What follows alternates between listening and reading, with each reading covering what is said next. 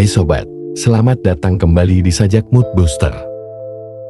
Di dalam kehidupan sehari-hari, pastinya ada saja orang yang tidak menyukai kita, baik itu di sekolahan, di tempat kerja, bahkan di lingkungan sekitar sekalipun.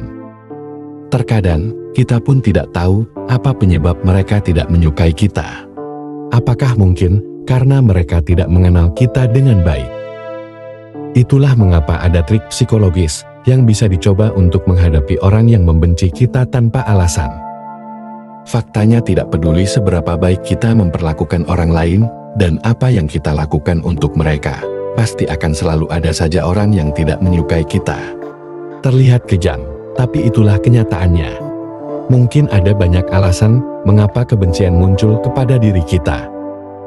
Tapi apapun penyebabnya, jauh lebih penting bagi kita untuk mengetahui cara menghadapinya. Ketika ada seseorang yang tidak menyukai kita, maka rasa dendam dan rasa tidak aman adalah dua perasaan pertama yang akan muncul. Kebanyakan orang bahkan tidak ragu untuk menghadapinya secara langsung, walaupun harus berakhir dengan pertengkaran. Nah, jika Anda tidak bisa melakukan itu, maka sebelum bertemu dengan orang tersebut, ada baiknya melakukan introspeksi. Seperti kata pepatah, tidak ada asap tanpa api. Selalu ada banyak alasan mengapa seseorang memendam ketidaksukaan dan bahkan rasa kebencian. Bisa jadi karena kita melakukan kesalahan yang menyakiti hatinya tanpa kita sadari. Nah, langsung saja, berikut ini adalah ciri-ciri orang yang tidak menyukai kita dan bagaimana cara menyikapinya dengan bijak. Yang pertama, tidak menyukaimu tanpa alasan. Apakah kamu pernah menemukan teman meskipun tidak ada angin, tidak ada hujan, dan tiba-tiba membencimu tanpa alasan? Jika iya, maka mungkin mereka tidak sepenuhnya membenci kita, tetapi hanya iri pada diri kita. Mereka iri bahwa kita lebih pintar, lebih menarik, atau lebih sukses dari mereka. Jangan langsung menyalahkan dirimu jika dibenci oleh teman, padahal kamu tidak menyakiti mereka. Karena pada dasarnya kebencian merupakan tanda kelemahan, kecemburuan, dan ketakutan. Mereka membenci karena kamu melakukan apa yang mereka tidak bisa lakukan, atau tidak mau dilakukan, atau terlalu takut untuk mencoba. Yang kedua, tidak mau tersaingi. Ciri lain dari orang yang tidak menyukaimu adalah mereka tidak ingin dibandingkan dengan kamu dalam hal apapun. Mereka melihat kamu sebagai pesaing, bukan teman. Mereka akan bekerja lebih keras untuk membuktikan bahwa mereka lebih unggul dari kamu, dan akan merasa senang jika kamu kalah atau jatuh di bawah level mereka. Selain tidak suka melihat kamu bahagia, mereka juga tidak akan senang melihat kamu selangkah lebih maju dari mereka. Mereka akan selalu merasa kompetitif dengan pencapaianmu, bahkan jika tidak ada persaingan di antara kamu dan mereka. Tidak peduli seberapa hebat rekormu dan seberapa keras kamu mencoba membuktikan diri, mereka tidak akan percaya. Mereka menyangkal fakta bahwa kamu jauh lebih baik dari mereka. Mereka bahkan berusaha mematahkan motivasimu dengan harus menjalankan rencana yang kamu miliki, agar tidak bisa lebih sukses dari mereka. Yang ketiga, ingin tahu berkedok simpati. Teman yang cemburu mungkin berpura-pura bersimpati denganmu, tetapi di balik layar, mereka sebenarnya ingin tahu tentang masalah kamu. Mereka mencoba menggali rahasia yang kamu miliki, dan bahkan kelemahanmu, untuk membuktikan bahwa kamu tidak sebaik teman yang cemburu itu.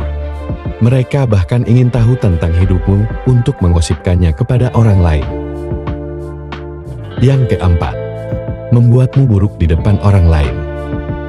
Meskipun mungkin terlihat baik di depanmu, berhati-hatilah jika dia membicarakan kamu di belakang. Seorang teman yang cemburu akan mengatakan hal-hal buruk kepada orang lain tentang dirimu, yang akan membuat kamu terlihat buruk di mata orang lain. Teman seperti ini juga akan dengan senang hati memberitahu orang lain tentang aib yang ada padamu, agar orang lain tidak menyukai kamu. Yang kelima, tidak berhenti menjelekkan kita. Sebaik apapun kepribadian dan perilaku kita, seseorang yang tidak menyukaimu akan selalu melihatnya sebagai sesuatu yang buruk. Tidak ingin menyimpan pikiran mereka untuk diri mereka sendiri. Tidak jarang orang yang membenci kita mencoba menjelekkan kita di depan orang lain. Mereka mencoba menebar kebencian di hati orang lain. Semakin banyak orang terpengaruh, semakin baik baginya. Yang keenam, tidak senang melihat kita bahagia. Mereka yang mencintaimu akan selalu menginginkan yang terbaik. Di saat kamu sedang sedih, orang-orang ini mencoba menghibur kamu dan membantumu untuk kembali bahagia. Namun, mereka yang tidak menyukaimu akan melakukan yang sebaliknya.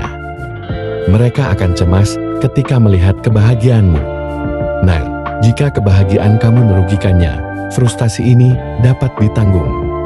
Intinya kebahagiaan kamu tidak relevan, apalagi merugikan siapapun. Tapi mereka masih tidak bisa senang melihatnya. Bukan hal yang aneh, bahwa bukannya memberikan selamat, mereka malah melontarkan sindiran yang membuat kamu tidak nyaman, atau membuatmu merasa depresi. Yang ketujuh, selalu berkomentar tanpa ada solusi. Banyak orang mengatakan bahwa setiap teman yang kita miliki, akan ada yang suka berkomentar mengenai diri kita. Entah itu dari penampilan kita, atau barang yang kita punya. Tapi jika orang itu aslinya membencimu, dia akan terus berkomentar hal negatif yang membuat diri kita tidak percaya diri dan kamu merasa menyesal sudah mempunyai barang itu. Sehingga ketika kamu meminta pendapat kepadanya, dia pun akan mengalihkan topik pembicaraan. Yang kedelapan, selalu follow akun media sosial yang kamu miliki. Seringkali kita merasa dikepoin oleh seseorang, sampai dia pun ingin tahu semua akun media sosial kita. Awalnya dia meminta secara langsung kepada kita, namun setelah kita memfollow akunnya, selang beberapa hari, sudah tidak menjadi followers kita lagi. Yang kesembilan, menjaga jarak. Ketika dia mundur selangkah saat berbicara dengan kita, itu mungkin menandakan bahwa dirinya ingin menjaga jarak secara fisik dari kita. Dalam situasi ini, menjaga jarak mungkin berarti dia merasa tidak nyaman. Mungkin kamu dapat merasakan ketika seseorang sengaja menghindari kita. Bahkan jarak fisik merupakan indikasi. Dan jujur saja, kita juga pasti menghindari orang yang tidak kita sukai, bukan? Yang ke-10, ingin menjatuhkan diri kita. Nah, dari semuanya, tanda ini mungkin yang paling berbahaya. Orang yang tidak menyukaimu akan selalu berusaha menjegal, bahkan menjatuhkanmu dengan berbagai cara. Jika memungkinkan, mereka akan membuat seluruh dunia menentangmu. Kamu harus sangat berhati-hati dengan orang-orang seperti itu, karena mereka mungkin tidak akan berhenti sampai mereka melihatmu jatuh. Apakah kamu tahu bahasa tubuh orang yang benci sama kita? Menebak perasaan seseorang memang tidaklah mudah. Meski begitu, ada beberapa cara agar kita bisa tahu apakah orang tersebut mencintai kita atau membenci kita. Caranya adalah dengan memperhatikan bahasa tubuh dan bagaimana bahasa itu berbicara kepada kita. Berikut ini adalah penjelasannya. Yang pertama, menghindari kontak mata. Kurangnya kontak mata sejak awal merupakan pertanda buruk saat berbicara dengan seseorang. Ini bisa berarti bahwa dia tidak terlalu tertarik dengan percakapan atau dia tidak tertarik padamu. Selain itu, dia mungkin berbohong kepada kamu. Yang kedua, menggaruk leher. Menggaruk lehernya juga berarti dia tidak yakin tentang sesuatu atau meragukan apa yang dia katakan. Selain itu, jika bahunya mengarah ke telinganya, menutupi lehernya, maka ada kemungkinan dia tidak setuju dengan kamu, atau dia tidak mengatakan yang sebenarnya kepadamu. Yang ketiga, mengerucutkan bibirnya. Jika kamu melihatnya mengerucutkan bibirnya, biasanya itu pertanda ada yang tidak beres.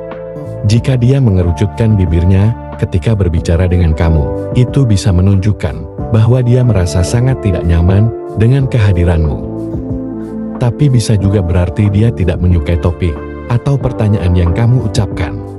Coba ganti topik pembicaraan dan lihat mulutnya lagi.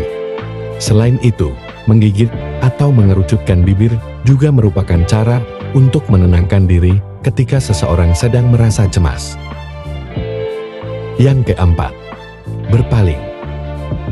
Ketika seseorang tidak tertarik dengan percakapan itu, dia akan mengarahkan kakinya ke arah lain, bukan langsung ke arah kita. Biasanya, bersama dengan kaki, batang tubuh juga berputar. Para ahli menyebutnya resistensi perut, atau biasa disebut ketidaknyamanan. Yang kelima, pasang senyum palsu. Bisakah kamu mendeteksi senyum palsu? Coba perhatikan dengan baik sudut bibirnya dan kerutan di sekitar matanya. Senyum yang tulus menarik banyak otot di wajah. Jadi ketika seseorang benar-benar menertawakan lelucon kita bisa melihat garis di sekitar matanya. Yang keenam, nada suaranya berubah. Kita mungkin pernah memperhatikan bahwa ketika seseorang berbicara dengan dingin atau sinis, itu berarti mereka ingin menjaga jarak. Yang ketujuh, memberikan jawaban singkat. Ketika setiap kali kita bertanya atau memulai percakapan, namun jawabannya sangat singkat, dia mungkin tidak terlalu peduli dengan kita. Jawaban yang sangat singkat, hanya 1-3 kata menunjukkan bahwa itu hanya formalitas atau hanya untuk membalas karena kewajiban atau sopan santun. Tips menyikapi orang yang benci sama kita. Ketika mengetahui bahwa ada seseorang yang tidak menyukaimu atau membencimu adalah hal yang sangat menjengkelkan. Apalagi jika dia adalah seseorang yang kamu lihat setiap hari. Namun di sisi lain, orang yang tidak menyukainya juga bisa berbahaya. Meskipun kamu tidak ingin melawan mereka, orang-orang seperti ini tentu tidak dapat dimaafkan, terutama jika apa yang dia lakukan telah merugikan kamu. Tapi jangan khawatir, kamu tidak harus menyelesaikan konflik dengan berkelahi. Nah, berikut ini ada beberapa cara menghadapi orang yang tidak menyukai kita. Yang pertama, tetap tenang. Sebagian besar orang akan langsung emosi jika seseorang mencari masalah dengan mereka. Meskipun emosi adalah respons alami, tapi dengan emosi tidak akan menyelesaikan apapun. Di sisi lain, emosi hanya akan memperburuk situasi yang sudah buruk.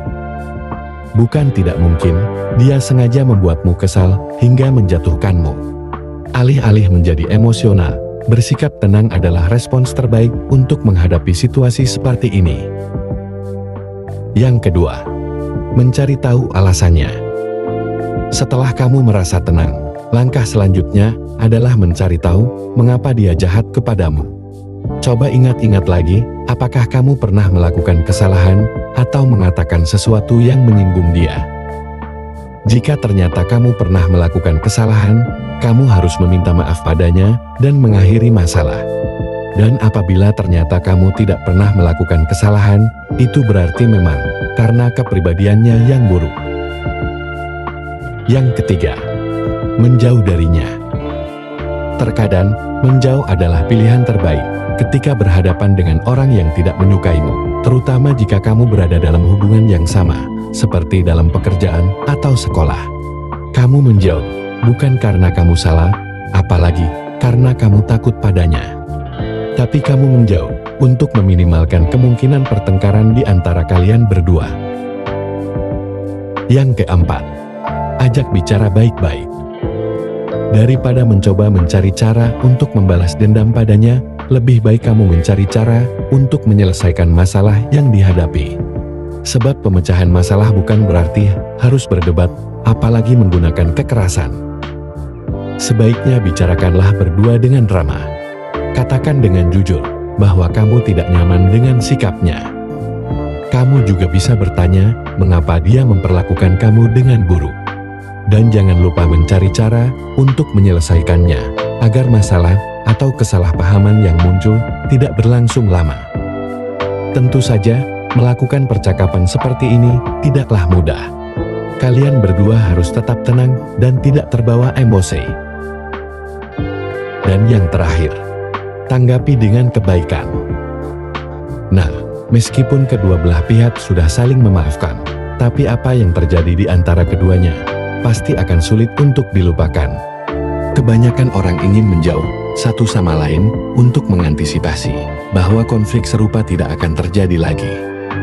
Tapi itu bukan berarti kamu harus menggunakan cara lama. Bahkan, jika dia berperilaku buruk di masa lalu, itu tidak berarti kamu harus terus memikirkannya, terutama karena kamu sudah mengenalnya. Alih-alih diam, mengapa kamu tidak mencoba bersikap baik dan berteman dengannya? Nah, demikianlah pembahasan mengenai ciri-ciri orang yang tidak menyukai atau membenci kita. Mengetahui bahwa ada orang yang tidak menyukai kita bisa membuat kita merasa tidak nyaman. Di tengah perasaan tidak aman, bingung, tetapi juga tidak nyaman. Namun kamu tidak bisa membiarkan hal-hal seperti itu berlalu begitu saja. Bahkan jika kamu takut, kamu harus tetap mencoba untuk mengatasinya sebelum menjadi lebih buruk. Jika ada pertanyaan silahkan isi di kolom komentar.